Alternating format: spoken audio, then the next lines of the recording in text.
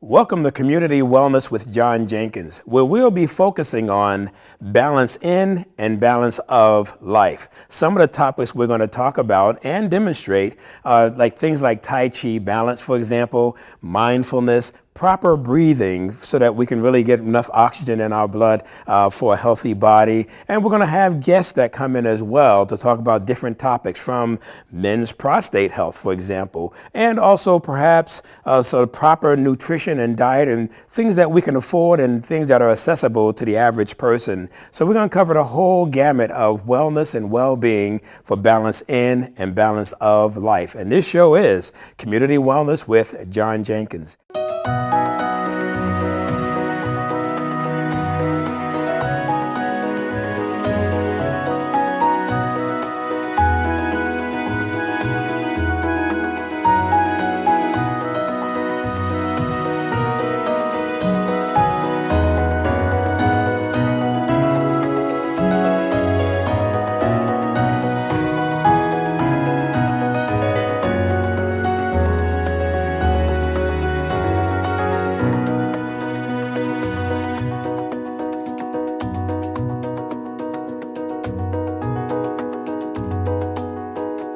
Welcome to Community Wellness with John Jenkins, where we focus on balance in and balance of life. And as we said at the end of our promo intro piece, we're talking about the premise of why this program and what is it based on. Well, this program, in terms of what we're going to talk about, and one of the things we do as a training discipline is called Tai Chi balance. And the idea with that is we tend to move through life in an imbalanced sort of manner. And imagine someone's driving in a vehicle, okay? And someone observing the vehicle from the outside will say, wow, what an incredible looking vehicle from the outside. But if you're the driver of that vehicle and the wheels are out of alignment and out of balance, you're driving and you're shaking and shaking and shaking. When you get out of the car, you're still shaking and shaking and shaking. Not good. Well, guess what? This vehicle that we occupy, this thing called our body, is the only vehicle we have that's going to get us through this journey called life. And so the idea is we want this vehicle to work as well as it can and last as long as it can, operating at optimum level. So how do you take care of this vehicle and how do you move in a balanced manner makes all the difference in the world. You can drive a vehicle with the tires out of alignment and out of balance. Now, those wheels will roll for many miles. However, they won't last the duration that they were designed for because of that imbalance. Well, this vehicle has parts that move as well. And when we move in an imbalanced sort of manner, these parts wear out sooner than they need because we're operating incorrectly, we're moving them incorrectly. So this show is really going to ask you to retool and retrain your body how to move in a centered, balanced manner so that we're not falling prematurely and wearing out parts prematurely. So, if you recognize this activity, not saying I'm any good at it, tell me what you see, but I know you can't mention, but just kind of get in mind. Can you imagine that what sport I'm playing? And I assume you might recognize it as almost something look like similar to golf. And that is correct. And it's my understanding that in golf, the idea is hips first, hands second. And we're going to say that one more time. Hips first, hands second. We'll say that once again. Hips first, hands second. That's one of the things we're going to focus on in everything we do here, breathing and moving from our center. We tend to be top heavy in our motion. We tend to be top heavy in how we move, and we don't move correctly from our hips first. So you recognize this sport, as I said, is golf, and the idea is hips first, hands second. I just went to a wonderful baseball game recently, and if you see the batter in the box, and if you see a photograph of that batter about to hit the ball, you'll see hips first, hips going first, hands second. That theme repeats again.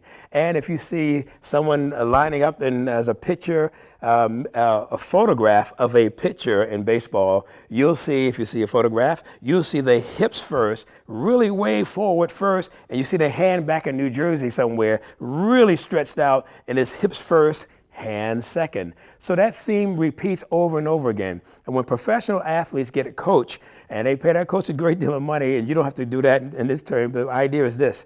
They are looking at the mechanics of that athlete. They look at how they properly move to improve their performance. Well, as your personal coach in this wellness class that we're talking about, that's what we're trying to do as well. Be your personal coach to give you the idea of how to move more correctly and more centered way from your hips first. So that's what we're talking about when we're talking about hips first, hands second. And one of your first assignments we're going to do when we come back after this break.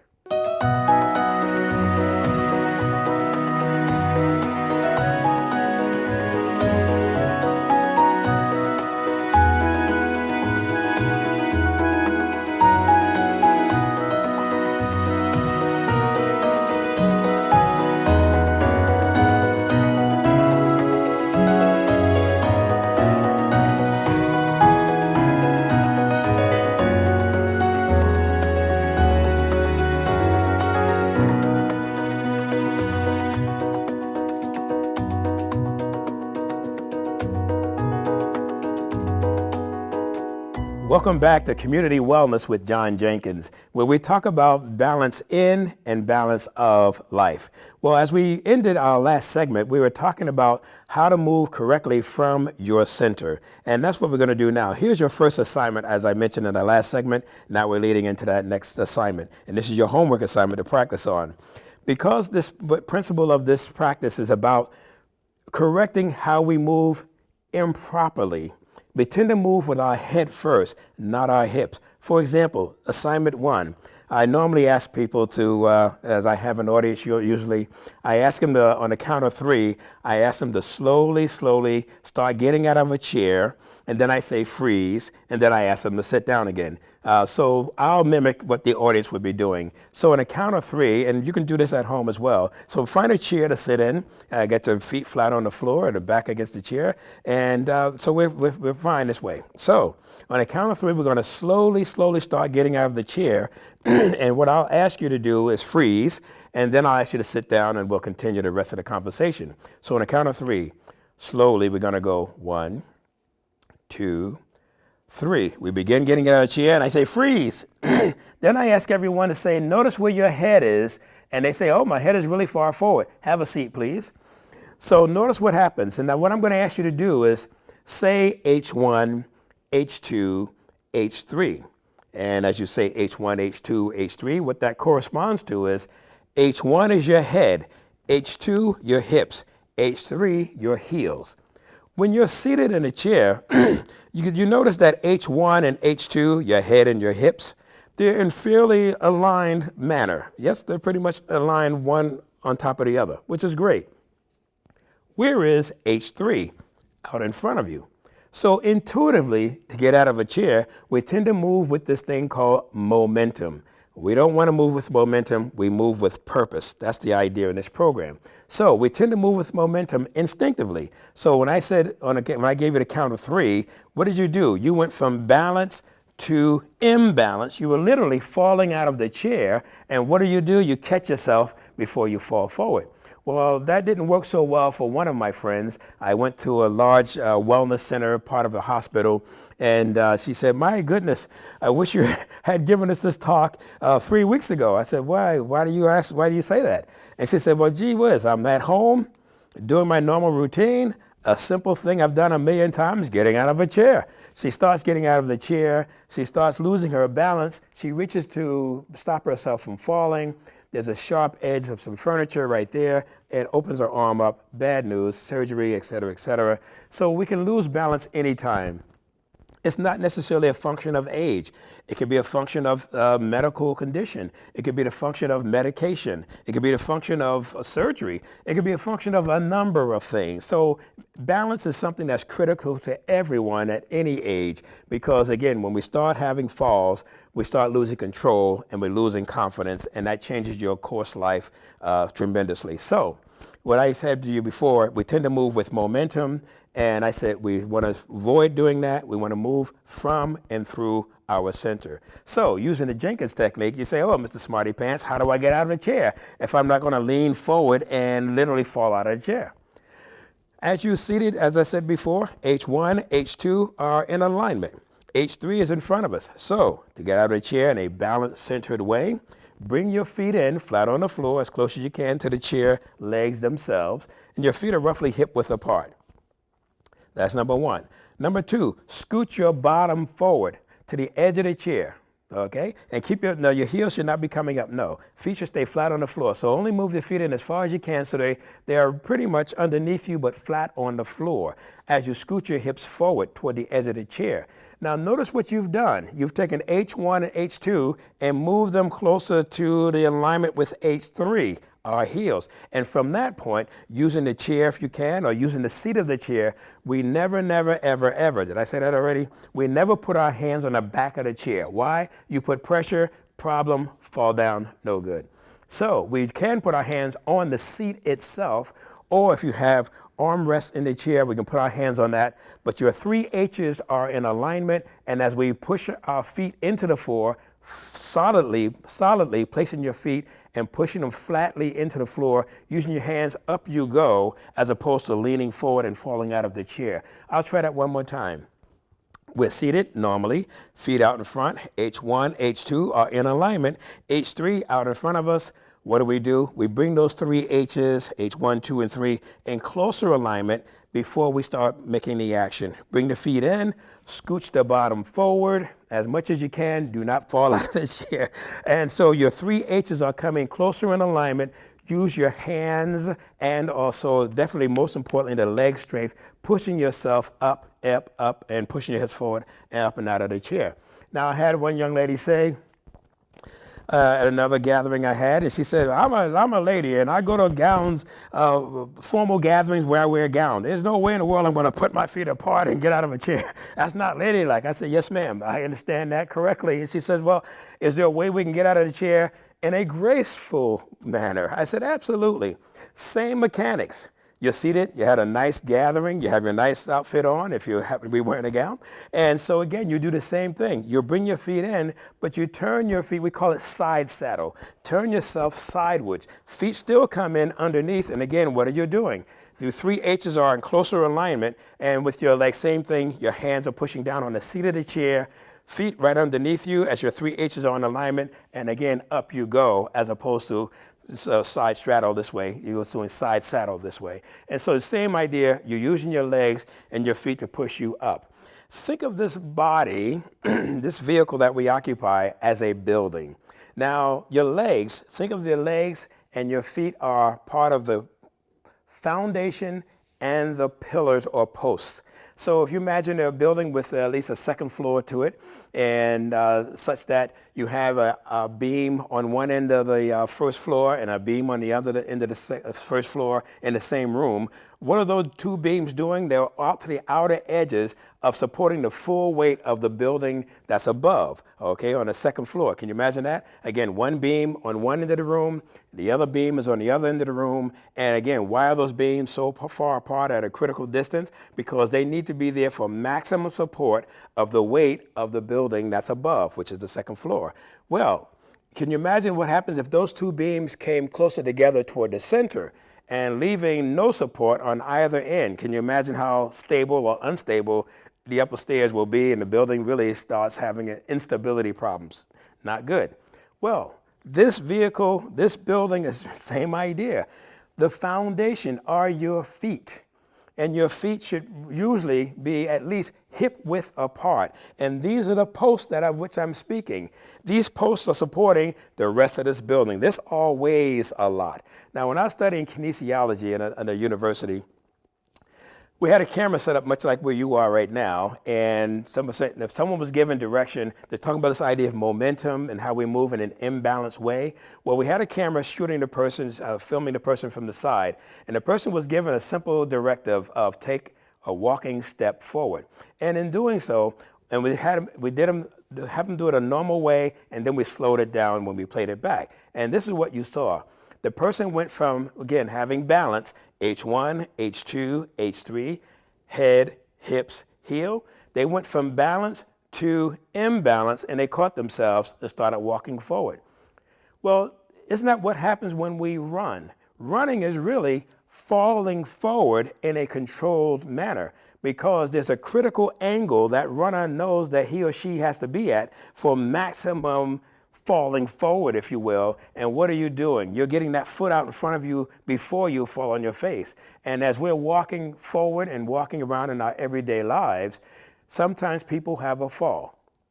And when, let's say you're walking and sometimes you have ice on the ground or an obstruction and your heels go out from underneath you. And here's one other theme that you want to keep in mind.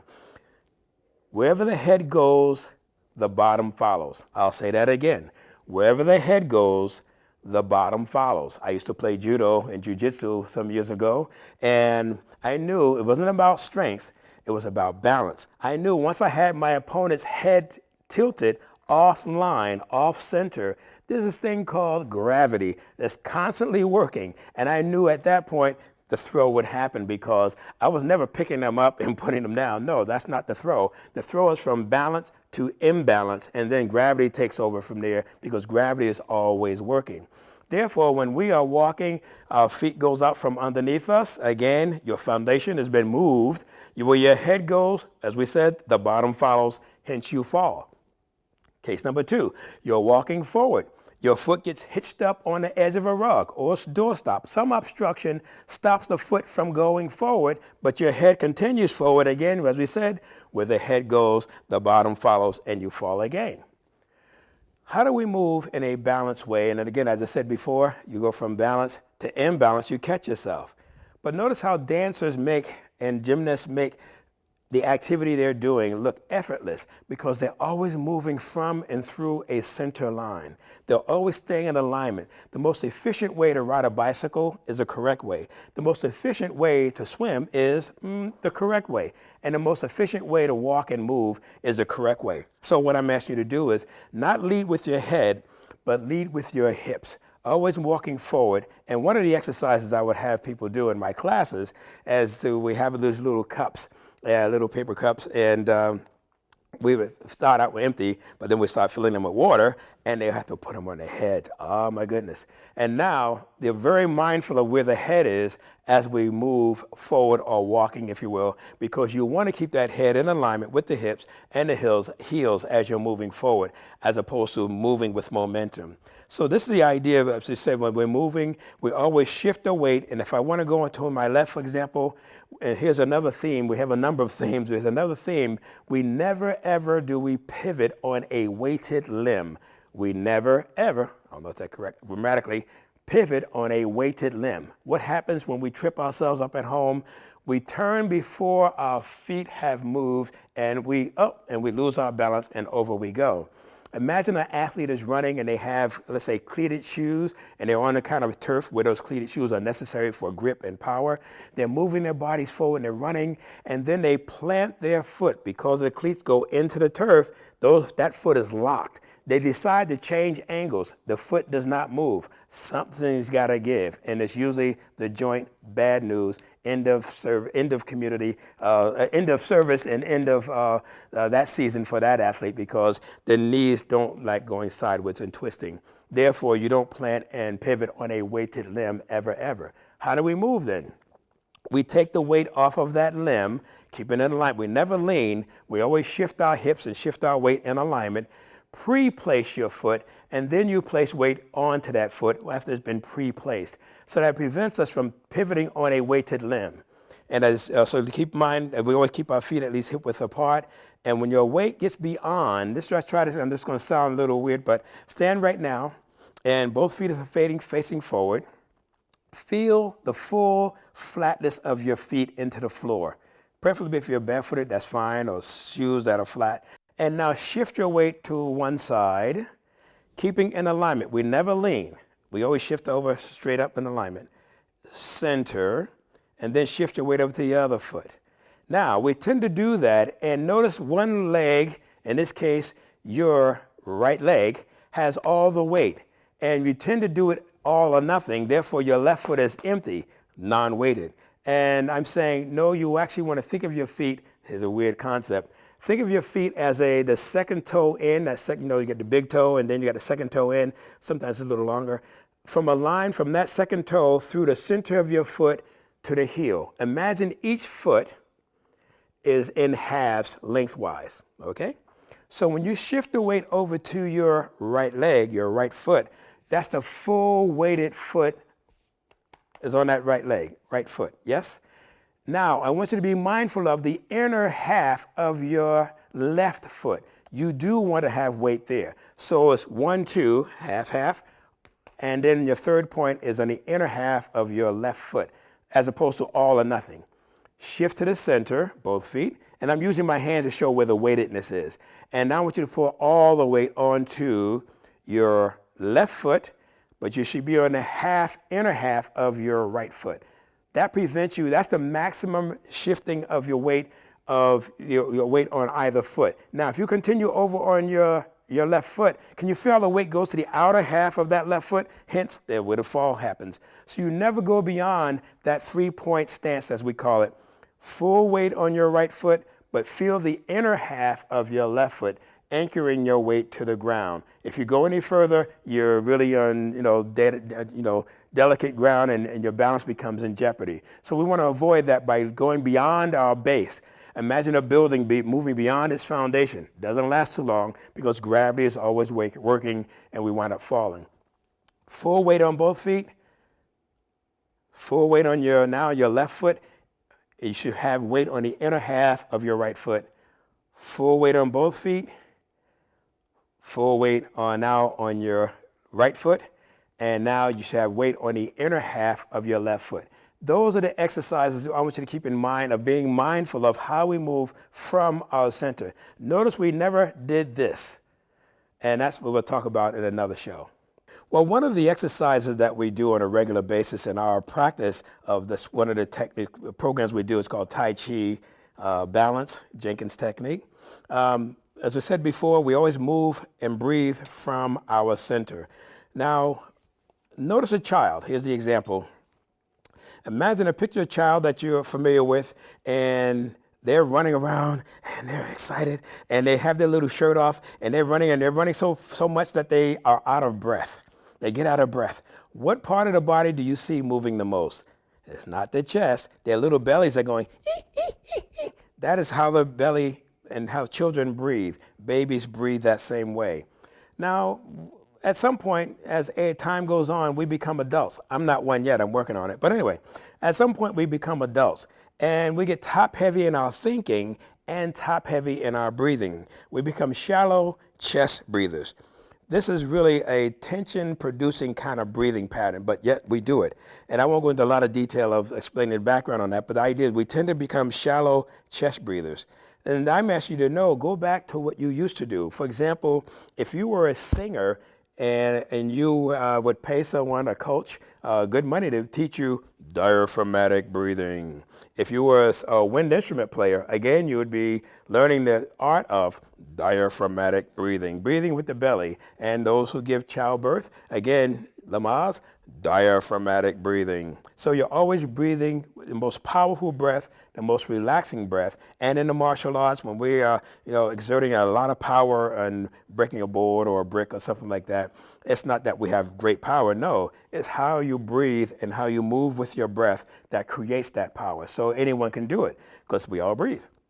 So you're breathing from and through the belly. So I work with a lot of veterans dealing with coming home in the best way they can, coming back to home, and people who've been under stress, emergency service workers, you name it. And I remember doing a program at an elementary school here, and had about 300 kids in the gymnasium. It was a wellness day activity, and I'm just trying to prove a point with this, in that I don't know one child from another. I'm only there for the day, and the teachers were all like, "Oh my goodness, you got to watch these kids. They're really..." I said, "No, I got the mind of a child. Let me work with the kids. You guys take a coffee break. Let me work with the kids, because sometimes they want to stand there and you kids sit down and be quiet." I said, "They understand the rules. Just back off and give them some room." And if I'm doing my job correctly, I'll make the connection and they will discipline themselves. They already know the rules. So the teachers all reluctantly stepped aside to the edge of the gymnasium, and I got the kids up moving around, making lots of noise and moving around, because little kids, they want to move and be vigorous.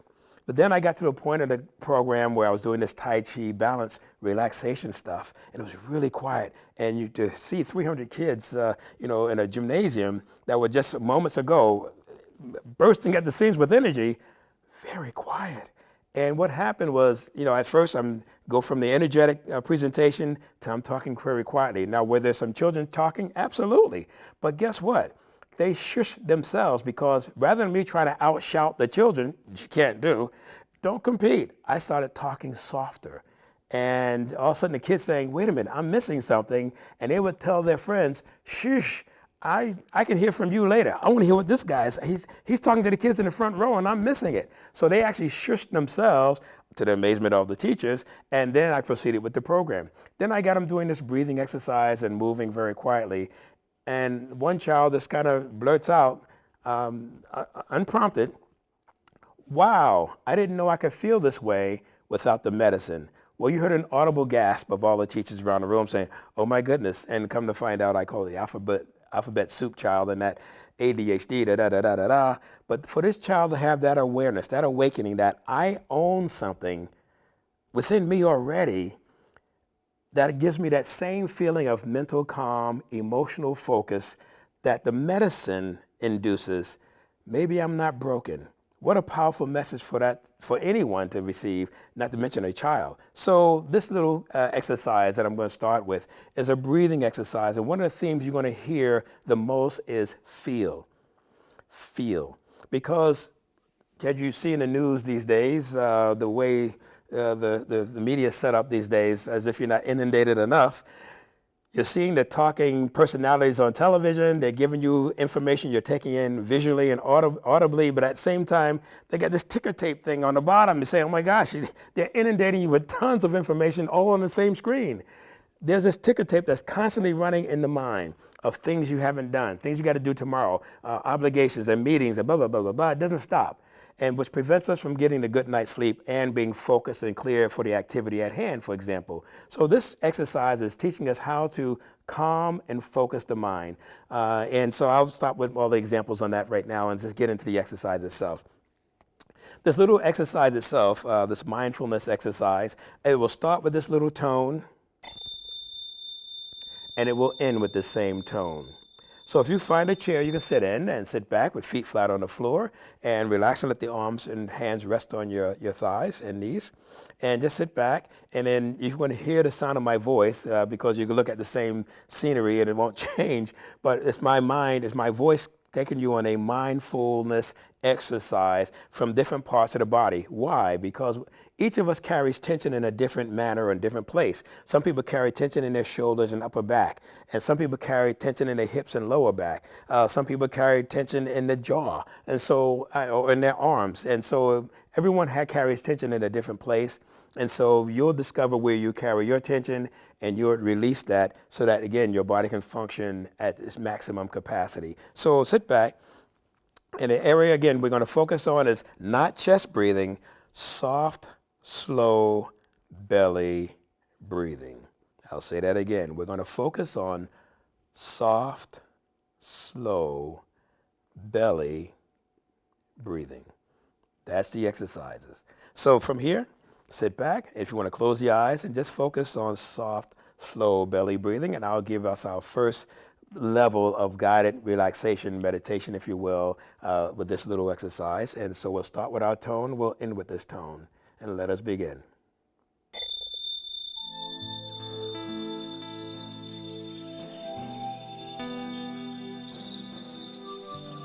Soft, slow belly breathing. Feel the weight of your feet as if melting into the floor.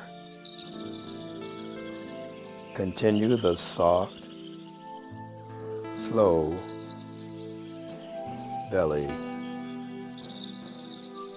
breathing. Feel the weight of your legs. The more you relax, the more you can feel the weight of your legs.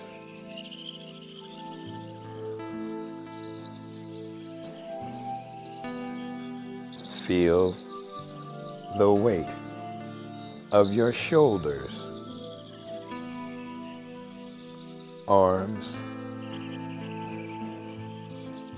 hands, fingers feeling heavy. The more you relax, the more you can feel the weight of the shoulders, arms, hands, fingers.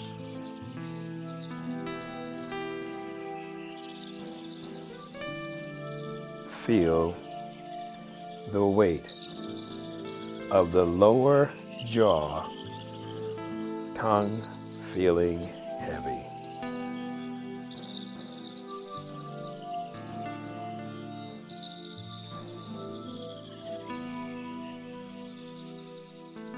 Feel the weight of the eyebrows. Forehead is smooth. Energy released and relaxed.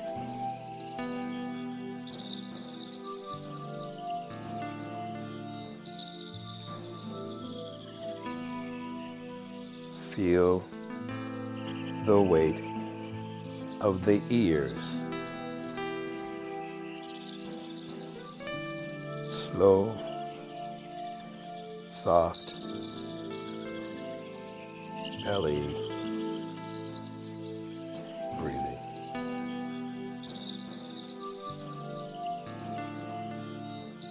Back of the neck, energy released and relaxed.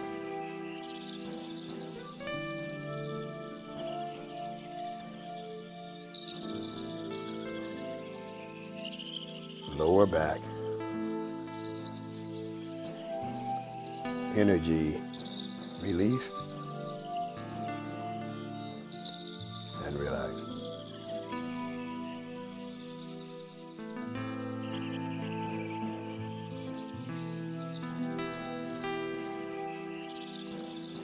Soft, slow, belly breathing.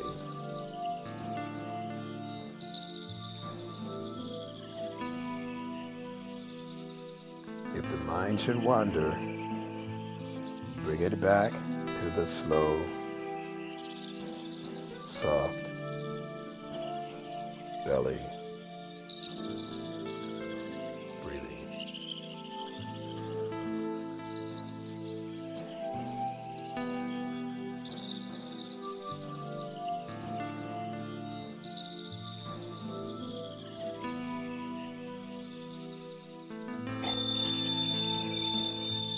Take a slow, deep belly breath. Slowly open your eyes if they're not open already. And from here, we'll take a break. And next show, we'll be showing you some exercises that you can do while being seated. Again, to kind of get the body activated and rejuvenated. And I can only use the analogy of Italian dressing. If you let it sit for a while, it starts to separate. And you can't really, well, you can try to use it that way, but it's not designed for that. So what do you do before you actually use the Italian dressing? You shake it up. Well, the body pools energy, pools blood as well if we're sedentary and sit for long periods of time. So you want to get the blood circulating. You want to get everything moving through the system to start bringing your energy levels back up. There's this process we call circadian rhythms, where there's certain points in a day everybody has high energy, and there's certain points in a day where you're just really dragging along and just barely getting forward. And so that's a normal cycle that every body goes through. But we'll talk more about that in the next show. Thank you.